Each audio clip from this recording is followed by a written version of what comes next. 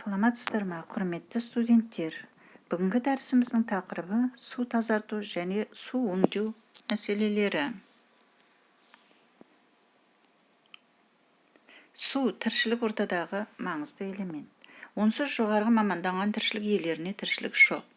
Ешқандай тағамдық құндылығы жоқ бола тұра, су тірі ағзадағы барлық процестердің жүруін қамтамасыз етеді. Ас қорыту, зат алмасу, ұлпа синтезі тағы да басқалары. Судың белсенді қатысуымен жүреді. Ол ағзадағы органикалық және бейорганикалық заттарды еріткіш болып табылады. Су ағзадағы зиянды өнімдерді шығарады, реттейді, тұз мөлшерін реттейді. Басқа да маңызды процестердің жүруіне қатысады.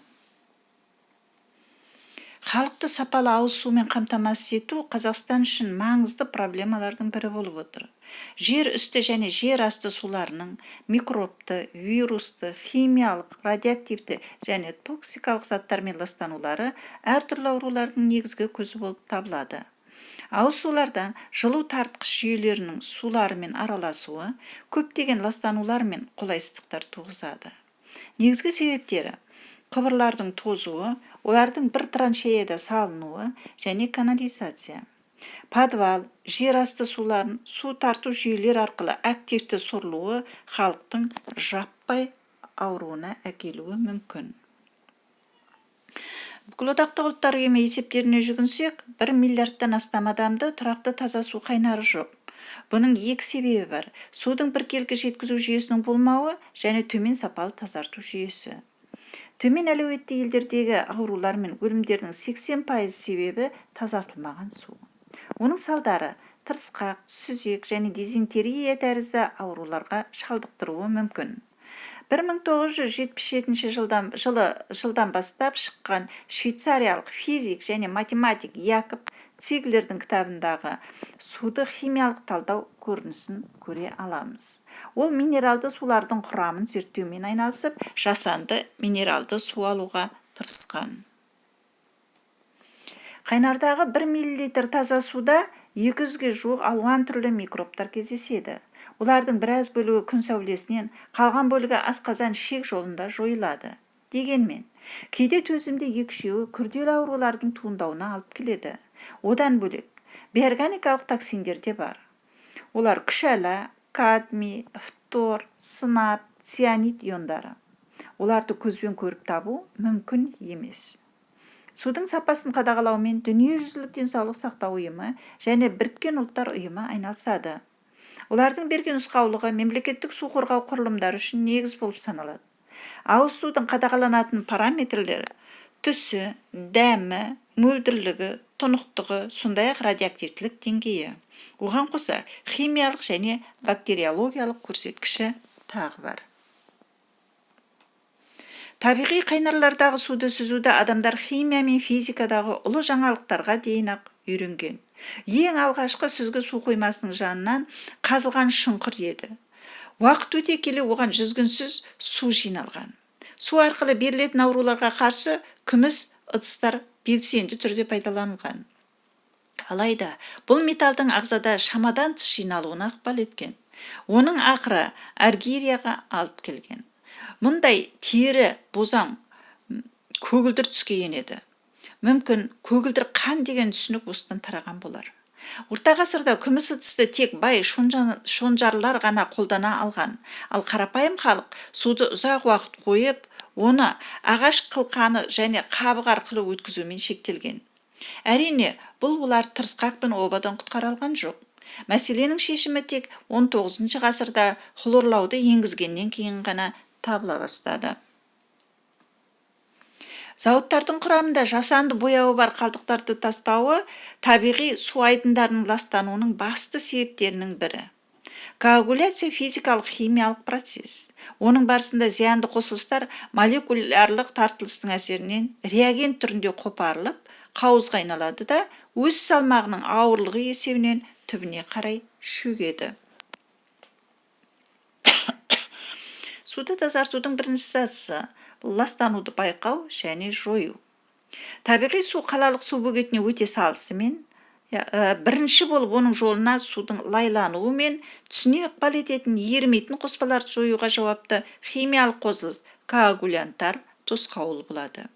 Көбінесе коагулянт ретінде көп валентті металдардың тұздары алюминий оксихлориді, хлорлы темір, натрий алюминаты, сондай-ақ олардың қоспалары қолданылады. Сонымен қатар коагулянт түрінде органикалық полимерлер қатарына жататын полиакриламид пайдаланылады. Коагулянттарменен тазарту нәтижесін жай көзбен бақылау қиын емес. Қауыздардың пайда болу реакциясына дейін су бұлыңғыр әрі жасыл түсті болып келеді. Ал ерімейтін қоспалар түбіне шөккен соң таза әрі мөлдір болып шығады. Су бөгеті құрылғыларына түсетін табиғи судың құрамы біртекті емес, сондықтан оны барынша жиі қадағалап отыру шарт. Әр су бөгетінде суды 180 параметр бойынша сараптайтын химиялық зертхана болады.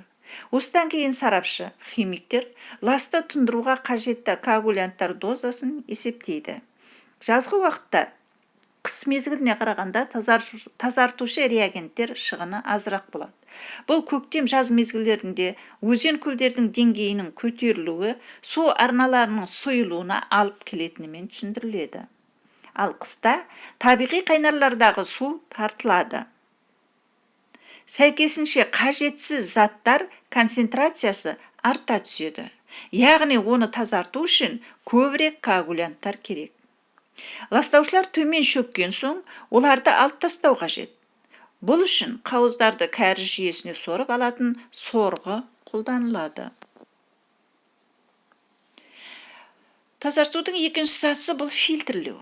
Тұндырылған су бірнеше метрлік түйіршікті сүзгі алаңға белсендірілген көмір және кварц құмымен толтырылған 1,5-2 метрлік резервуарлар арқылы өтеді. Құм тұндырғыда шөгіп үлгермеген өлшеулі бөлшектерді ұстайды. Ал көмір қабаты суды толықтай тұндырып, химиялық қосылыстарды жойып, өзіне тән иісті кетіреді. Кей сүзгілерде құмның орнына борпылдақ материал, керамзит және шунгизит қолданылады. Уақыт өте келе барлық түйіршікті сүзгілер амалсыз бітеліп қалады. Осылайша олар шаю үшін суды қатты қысыммен кері бағытта, кері осмос қысыммен төменнен жоғары қарай айдайды. Осылай барлық тұрып қалған кірді алып шығады. Кей жағдайларда суды тазалағыштың жолына суды шағын құйынға айналдыратын гидроциклон орнатылады. Мұндай айналым кезінде ортадан тепкіш күш гравитацияны 1000 есе арттырып, ерітіндідегі ласты жақсы кетіреді. Сүзгілеуді қалқытумен алмастыруға немесе толықтыруға болады. Мұндайда тазартылатын судың тұтас бойына ауа көпіршіктер жіберіледі. Әр көпіршіктің мөлшері 20-дан 80 микрометрге дейін. Ол су арқылы өткен кезде қоспаларды, мұнай өнімдері, балдыр, бактериялар мен ұсақ қоқыстарды адсорбция жасап, көбік түрінде жоғары көтереді. Ал арнайы қырнауыш ласты жинап жояды. Мұндай процедуралардан кейін су мөлдір әрі түссіз бола түседі. Алайда оны әлі де болса ішуге болмайды. Мұна спирттен флотаторлармен тазалау әдісі көрсетілген. Үшінші сатысы суды тазалаудың бұл микробтарды жою. Микроағзалардың басым бөлігі 98%-ға жуығы коагуляциялық тазалау мен сүзгілеуден кейін жойылады. Алайда қалған аз мөлшері көптеген қайғылы жағдайға душар қылуы мүмкін. Мысалы, кез келген суда улануға алып келуі мүмкін ішек таяқшасы болады. Одан бөлек колифактар, лямблиялар, кластридийлер және тағы да басқа арамтамақтар бар. Сондықтан 2% бактериалды ластан қалайда құтылу қажет. Оның екі тәсілі бар: күшті тотықтырғыш және ультракүлгін. Ең кең таралған классикалық тәсілі бұл суды хлорлау. Балама зарарсыздандыру. Бұл суды хлордан да жақсы қышқылдандыратын және зарарсыздандыратын озон болып табылады. Оны тура су бөгетінің өзінде шағын электр зарядының көмегімен алады. Озон мен хлорға салыстырмалы сипаттама бере кететін болсақ, хлордың артықшылығы ол белгілі бір мөлшері суда ұзақ сақталады. Микроағзалардың қайта қонуына тосқауыл келтіреді. Ал озонның артықшылығы бактериялармен күреседі. Суды түссіздендіреді, иіссіздендіреді, темір, марганец иондарын жояды, фенолдарды ыдыратады. Ал хлордың суды түссіздендіруге, иіссіздендіруге әлі келмейді. Ал хлордың кемшілігіне тоқталатын болсақ, бұл суды түссіздендіре алмайды, иіссіздендіре алмайды, темір, марганец иондарын жоя алмайды, фенолдарды ыдырата алмайды. Ал озонның кемшілігі газ коррозиялық қасиеттерге ие болады. Уыттылығы өте жоғары. Әсері қысқа мерзімді су құбырға түсе салысымен-ақ қайтадан бактериялармен ластануы мүмкін. Тағы да бір түрі балама зарарсыздандырудың бір ультракүлгін сәулесін пайдалануы. Ультракүлгін бұл ауыз судағы зарарлы бактерияларға қарсы айбынды әрі жылдам қару болып табылады. Сәулелер толқынның ұзындығы 220-дан 280 нанометрге дейін өзгеріп тұрады. Ең жойқынды сәулелену 260 нанометр. Ультракүлгін бактерицидтерді қондырғыны тұрғызу үшін судан берік шыны арқылы қорғалған сынапты аргонды немесе сынапты кварцты шам керек. Процесс өте жылдам әрі тиімді жүзеге асады. Алайда судың құбырға жеткен соң қайта ластану мүмкіндігі сақталады.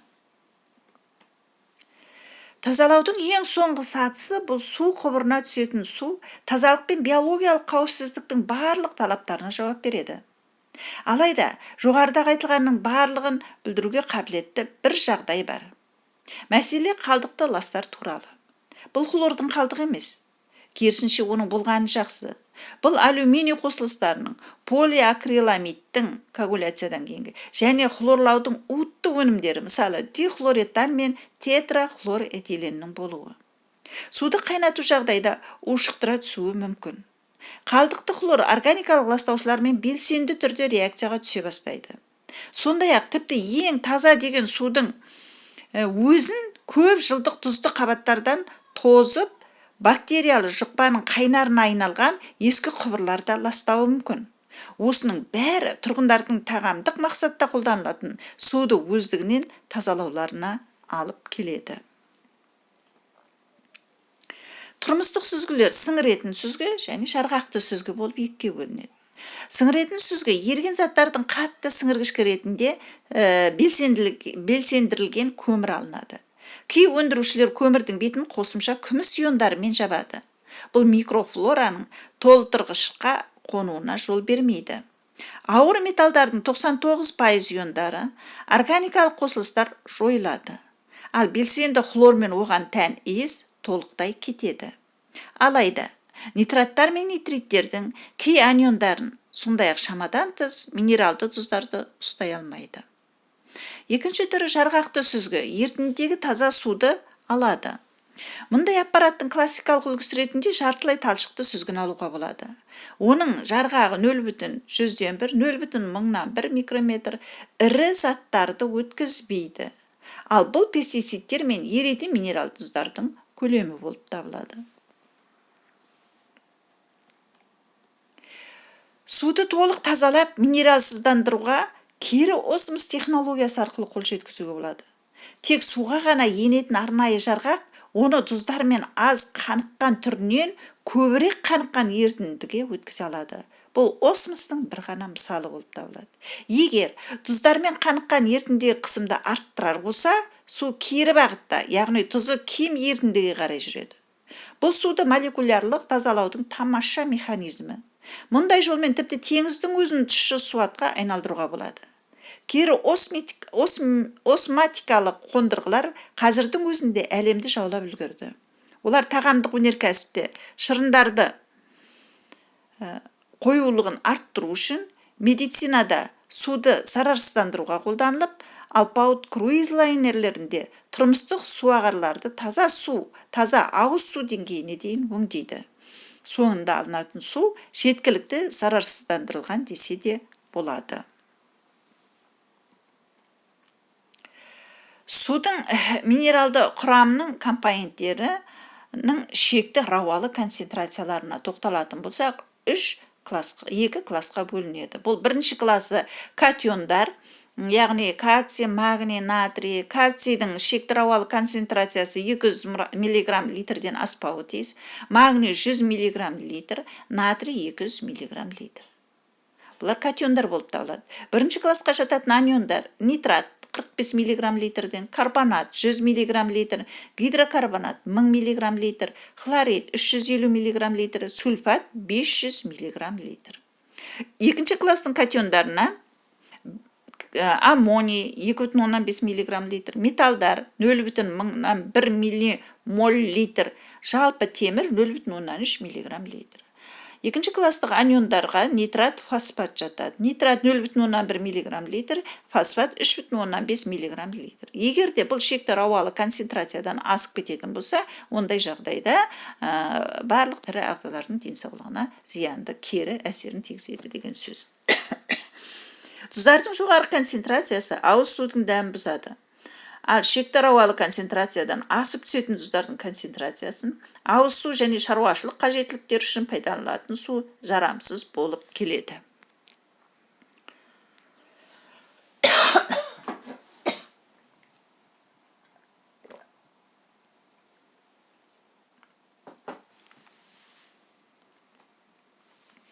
Астана қаласы бойынша тұтынушылардың құқықтарын қорғау департаментінің бас маманы Жұматаеваның мәлімдемесі бойынша, ыдысқа құйылып сатылатын ауыз судың сапасы да 2011 жылы 1 желтоқсанда үкіметтің нөмірі 1438 қаулымен бекітілген санитариялық ережемен реттеледі.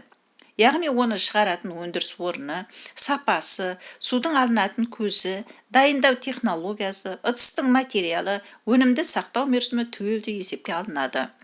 Осы тұрғыдан алғанда, Астана қаласының санитариялық қадағалау қызметі Эколайф, Таубұлақ, Дәмді су, Легенда, Ақбұлақ деп аталатын аты алуан болса да, заты ұқсас сулардың сапасын ұдайы қадағалауда ұстайды.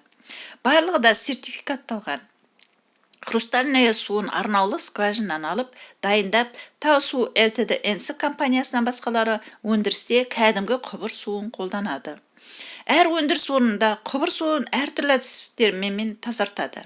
Алайда, негізгі тәсіліне сүйенсек, су әуелі қоймалжыңнан арылтып, микробтар тұтып қалу мақсатында алдын ала әлсіз өңдеуден өтеді, содан соң ұзақ мерзімді сақталу үшін зарарсыздандырылады. Алайда, бөтелкеде осылайша бірнеше тұтқыштан өтіп барып тұтынушыға жеткен судың денсаулыққа кері әсері де бар. Өйткені, ол тазарту кезінде маңызды элементтерден айырылып қалды. Әсіресе оны кішкентай балаларға, жасөспірімдерге, жүкті әйелдер мен қарт адамдарға үнемі ішу аса мақұлданбайды. Себебі пайдалы минералдардан жұрдай су, өлі су болып табылады. Бұл тұрғыда білікті мамандардың көмегімен нақты бір кәсіпорынның су сапасына, дайындау технологиясына қарай жеке технологиялық регламентін жасау өте маңызды рөл атқарады. Тек сонда ғана халыққа сапасы талапқа сай су таратылады. Тыңдағандарыңызға рахмет.